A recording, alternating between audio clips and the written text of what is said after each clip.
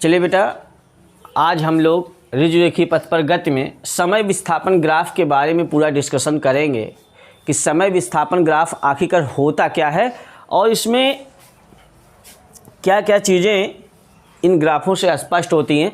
सबसे पहले मैं आपको बताऊं, इन सब के अलावा आपको एक चीज़ बताऊं, तो जैसे ये है समय अक्ष। कौन अक्ष है? समय अक्ष है। और ये है विस्थापन अक्ष। एक वस्तु ऐसे जा रही है, मैंने चित्र में कहीं नहीं बनाया है ऐसे ना, मान लो ऐसे जा रही है, तो विस्थापन पे ग्राफ बना दूं तो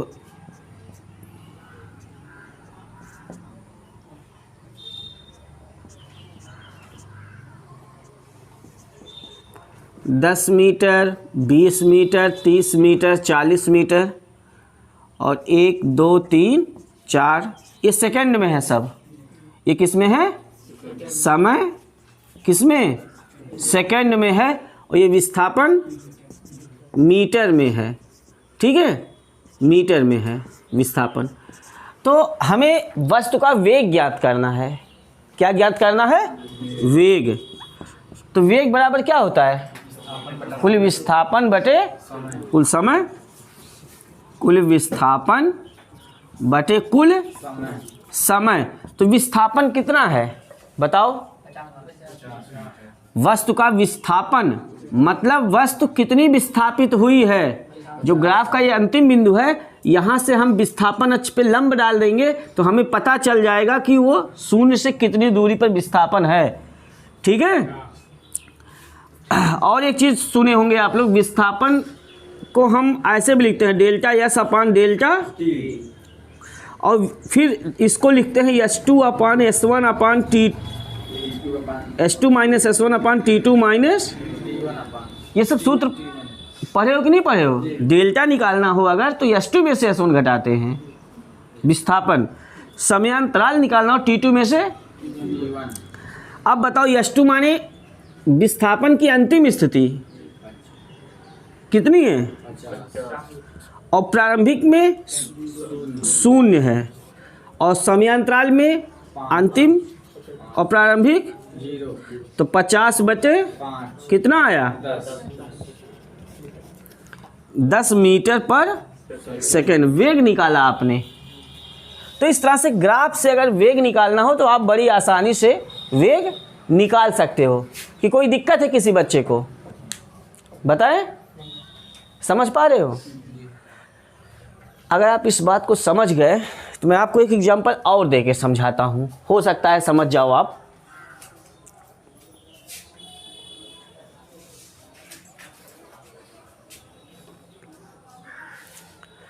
चलिए कुछ नई चीजें देखते हैं। वो है क्या? अब ग्राफ का कुछ अलग ढंग देते हैं आपको लगाने के लिए सवाल।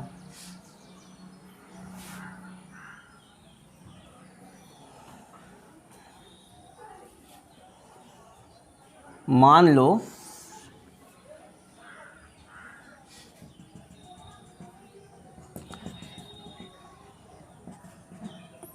ये पूरी पोजीशन है क्वेश्चन की, क्योंकि ग्राफ से कभी कभी सवाल आपसे पूछ लिया जाता है तो बच्चे बता नहीं पाते हैं, जिसको कंफर्म नहीं होता है।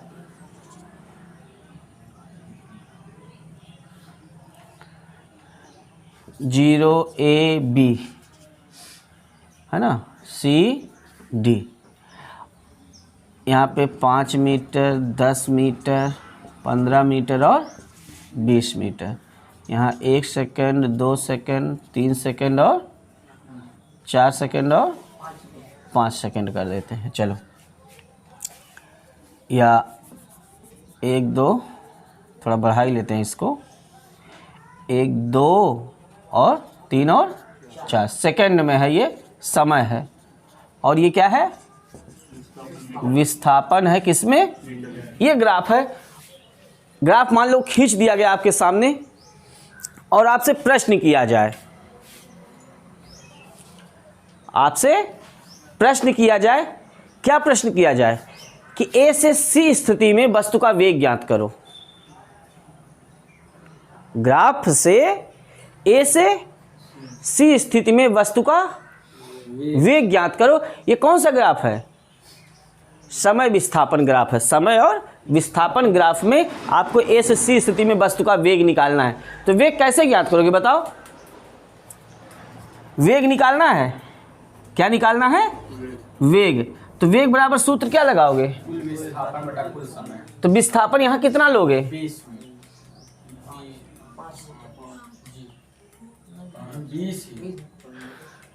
15 मीटर है ना? फंस रहे हो आप। ए से सी स्थिति में देखो, तो ए से सी स्थिति में वस्तु का विस्थापन ये वाली दूरी ली जाएगी, ये विस्थापन लिया जाएगा। ए से सी मैंने कहा है, ओ से ए नहीं कहा है, या ओ से बी नहीं डायरेक्टली कहा है जैसे उसमें था। अब कि हमने बीच से वेग पूछ लिया, ए से बी स्थिति में वस्तु का वेग कितना है। तो ए से बी स्थिति में वस्तु का वेग S2 माइनस अपान T2 माइनस S2 माने क्या? अंतिम स्थिति। कहाँ पहुंची है वो? 20 मीटर पे। प्रारंभिक स्थिति 5 मीटर। T2 कितनी है? जब B पे पहुंची है तो समय कितना है? 4 सेकेंड। और जब A पे है तब समय कितना है? 1 सेकेंड। 15/5 मीटर पर सेकेंड। तो इस तरह से भी न्यूमेरिकल आपके सामने होता है। ग्राफ से आपको निकालना होता है अंतिम स्थिति माइनस प्रारंभिक स्थिति। ध्यान देना है विस्थापन में, और ऐसे समय में भी। ग्राफ में कहाँ से कहाँ तक वेग पूछा जा रहा है ये बात इंपॉर्टेंट है। लेकिन समय स्थिति ग्राफ के का क्या क्या होता है, ग्राफ खींचा हो तो किस चीज़ को दर्शाता है, ये हम लोग यहाँ पढ़ेंगे। न्यूमेरिकली ऐसे अगर आता है तो हम समझ जाएंगे उसमें, ठीक है। लेकिन अगर ऐसे ऐसे ऐसे कोई ग्राफ बना है और हमसे कोई पूछे ये ग्राफ किस चीज़ को दर्शाता है, किस चीज़ को दिखाता है, तो हमें ये समझना है। तो जरा बताओ पहला ग्राफ किस चीज़ को दिखाता है? देखो ये पहला ग्राफ जो मैंने यहाँ खींच रखा है, ये पहले ग्राफ में जो ग्राफ की ढाल है, ढाल का मतलब होता है प्रवणता। एक बात बताओ, जो वेग है वस्तु का वेग किसमें किसमें? समय विस्थापन ग्राफ में। तो वेग कैसे निकला? कुल विस्थापन का क्या मतलब था बेटा? ओ ए बी मान लो, तो कुल विस्थापन का क्या मतलब था? कौन विस्थापन लिया गया? यही ना, कौन? ए बी बटे कुल समयांतराल ओ बी। ए बी बटे ओ बी, लंब बटे आधार। लंब बटे आधार जो होता है बेटा, उसी को प्रवणता शब्द कहते हैं, जिसे हम tan थीटा कहते हैं। 11th में ही मैथमेटिक्स में जब सरल रेखा चैप्टर शुरू होगा मैथ का, तो वहाँ प्रवणता शब्द आएगा। तो प्रवणता जो होता है वो tan थीटा होता है। tan थीटा हम लोग जानते हैं लंब बटे आधार होता है।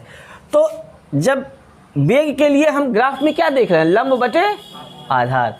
इसी को हम प्रवणता शब्द बार बार बोलते हैं। तो किताब में आपके प्रवणता लिखा हो कहीं कहीं तो आप उसे घबराना मत, उससे ये बात समझना कि प्रवणता जो है वो क्या है? tan थीटा है, मतलब लंब बटे आधार है। किस ग्राफ में? समय विस्थापन ग्राफ में। अब यहाँ भी वही काम किया गया। हमें ए से सी तक, ए से बी तक क्या निकालना था? वेग। तो वेग किसके बराबर होता है? वेग प्रवणता के बराबर होता है। और कौन सी प्रवणता? किस ग्राफ की प्रवणता? समय विस्थापन ग्राफ की प्रवणता वेग कहलाती है। देखा, समय विस्थापन ग्राफ की प्रवणता क्या कहलाती है? वेग कहलाती है। और प्रवणता लंब बटे आधार। तो अब हमें ए से बी स्थिति में वेग निकालना है, तो ए बी स्थिति में जो लंब बटे आधार हो उसी को निकाल लो। ए बी स्थिति में जो लंब बटे आधार हो उसी को निकाल लो, वेग हो जाएगा। तो ए बी स्थिति में लंब है इतना, कितनी दूरी बन रही है? 15 मीटर। अरे भाई 55 मीटर है ना, 5 10 इतनी लंब और इतना आधार, तो 4 सेकेंड था, तो इतना कितना सेकेंड है, 1 2 3 सेकेंड है, 15/3 कर देते, खर्च से आ जाता तब भी। तो कुल मिला के एक चीज़ निष्कर्ष निकला कि वेग समय, वो विस्थापन समय ग्राफ में जो वेग होता है वो उस ग्राफ का, समय विस्थापन ग्राफ का प्रवणता के बराबर होता है। ठीक है, ठीक है। इस ग्राफ की क्या प्रवणता है?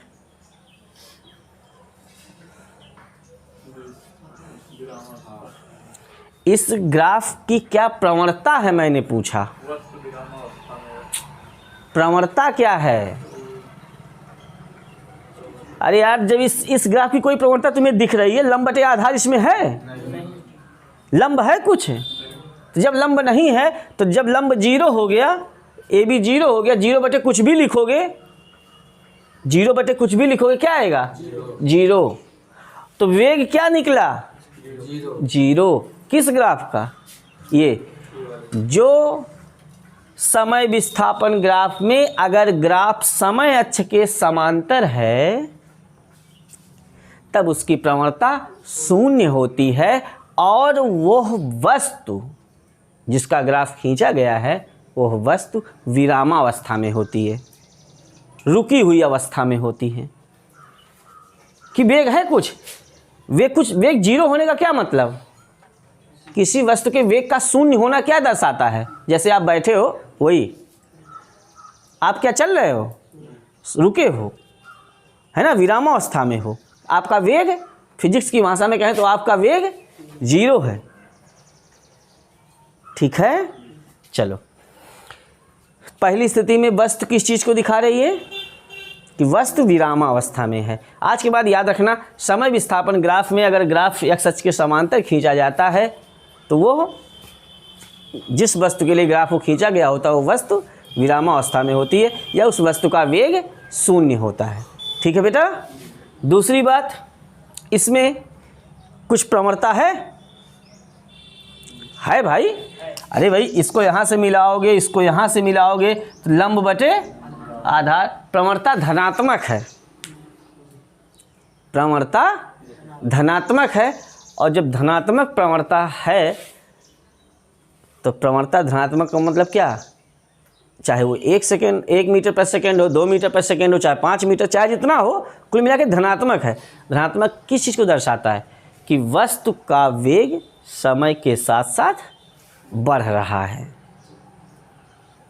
वस्तु का वेग धनात्मक होने का मतलब है कि समय के साथ बढ़ रहा है। जिस तरह से टाइम बढ़ाओगे उस तरह से विस्थापन भी बढ़ेगा, वस्तु का वेग भी बढ़ेगा। ठीक है, ये ग्राफ दिखा रहा है। तो अगर इस तरह से ग्राफ हो कहीं बीच से जिसमें प्रवणता धनात्मक आए तो वस्तु का वेग बढ़ रहा है, लेकिन इस तरह से इसमें क्या प्रवणता होगी? इसमें प्रवणता के लिए यहाँ से हमको इससे इस पे, फिर इसको इससे मिलाओगे तो प्रवणता कुल मिला के ऋणात्मक आती है। इसमें प्रवणता जैसे इस तरह से जाती सीधे तो प्रवणता धनात्मक थी, यहाँ से जाती तब भी प्रवणता, लेकिन अगर उल्टा ग्राफ आ जाए तो प्रवणता ऋणात्मक हो जाएगी। इस ग्राफ का धनात्मक अक्ष के साथ बनाया गया कोण जो होता है वो 90 अंश से अधिक हो जाता है और दूसरे चतुर्थांश में चला जाता है, सेकेंड क्वाड्रेंट में। तो सेकेंड क्वाड्रेंट में जब थीटा 135 अंश लेंगे या 145 अंश लेंगे, कुछ भी इस तरह से लेंगे, तो दूसरे क्वाड्रेंट में आप लोग मैथ में पढ़े हो कि नहीं पढ़े हो मुझे नहीं पता, 10th में, दूसरे क्वाड्रेंट में साइन और कॉसिक प्लस होता है, tan माइनस होता है। तो tan माइनस होने के कारण प्रवणता ऋणात्मक हो जाएगी। जब tan थीटा ऋणात्मक हो जाएगा तो प्रवणता ऋणात्मक हो जाएगी। पूरी मैथ की बात यहाँ लागू हो गई।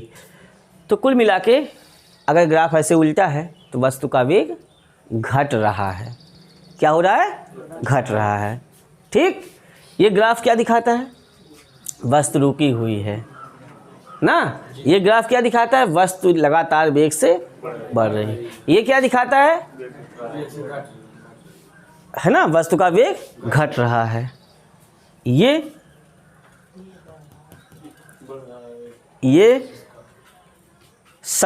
इसकी भी प्रवणता जो है ये ग्राफ इस चीज़ को प्रदर्शित करता है कि वस्तु का वेग लगातार बढ़ रहा है। क्या हो रहा है?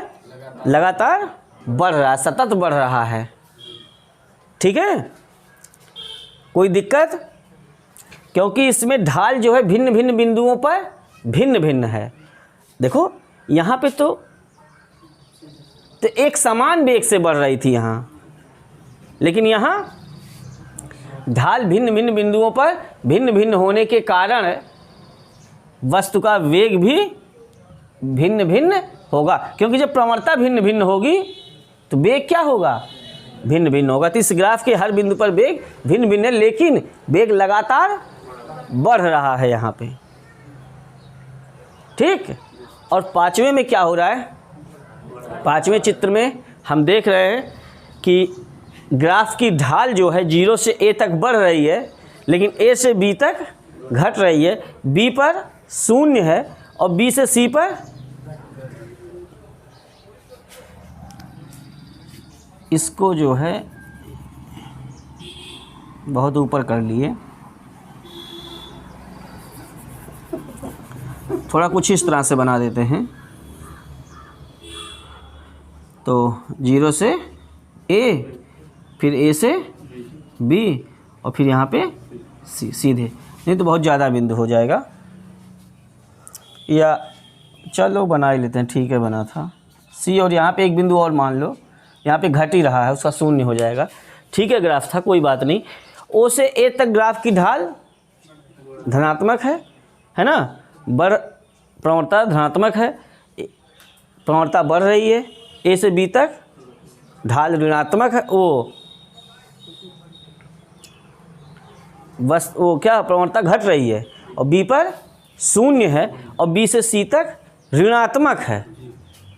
o से a तक प्रवणता धनात्मक है, a से b तक 0 है, a से b तक उसका क्या, a से b तक ढाल जो है ढाल घट रहा है। o से a तक ढाल जो मैं बोलता हूँ समझ रहे हो? हाँ, इसी को ढाल कहते हैं। ढाल माने इसी को झुकाव भी कहते हैं। ढाल झुकाव प्रवणता सेम होता है शब्द में।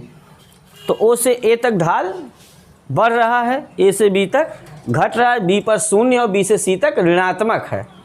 इसका अर्थ ये हुआ कि o से a तक वस्तु का वेग बढ़ रहा है, a से b तक वस्तु का वेग घट रहा है, b पर 0 है और b से c तक क्या हो जाएगा? ऋणात्मक का क्या मतलब हो जाएगा? हाँ, वस्तु का वेग भी ऋणात्मक है। जो यहाँ से b से c तक ढाल ऋणात्मक है, तो वस्तु का वेग भी क्या हो जाएगा? क्यों? क्योंकि देखो प्रवणता या ढाल अगर ऋणात्मक है तो वेग क्या आएगा? ऋणात्मक ही तो आएगा। तो मुझे लगता है पांचों ग्राफ आप समझ गए।